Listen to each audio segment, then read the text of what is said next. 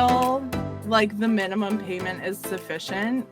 And budgeting wise, like, sure, it's great to know that number, but then you look at the total interest paid and you look at the total term, and it's just very discouraging.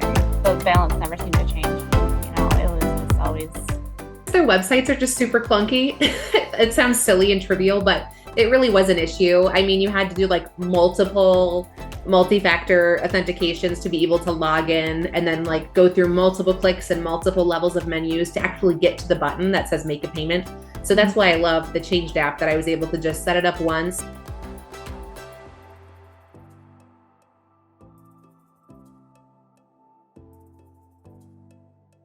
So I like looking at this graph right there that shows me like without changed and with changed. So I can see like if I, without using it and with using it, how much earlier I'll pay it off. So that's kind of cool to see. It's nice to know that the extra money that I'm putting into it is going like right to the principal.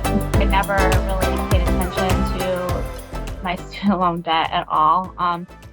So it does help to be mindful and knowledgeable about what the actual numbers are and what is going on with it. So with change, I am able to do that and see, you know, like how much I am saving with the extra payment. So that is helpful. Seeing that chart of where you would be and where you are now is very satisfying. I think it's really easy. Like, you set it and forget it. You don't even miss the money coming out of your account because it's such small increments, but then you see it add up to $100 going towards your loan, and it's like so easy. I wouldn't have separated that money to put towards my student loans without the app. Yeah, I think it's a great interface. Yeah. I think I like to see like that graph, like you're making these additional payments. This is where you were at versus what you're currently at.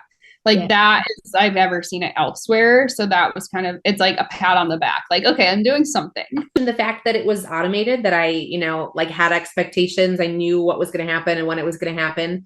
But then I also really loved the user interface with showing like the progress that I was making. It was super visual. And then also that little number of like how much money I was saving, you know, in like interest. So it was like encouraging me to continue with the program because of like the future success I would continue having. So it was like gratification for like the present and the future. So I liked both of those things.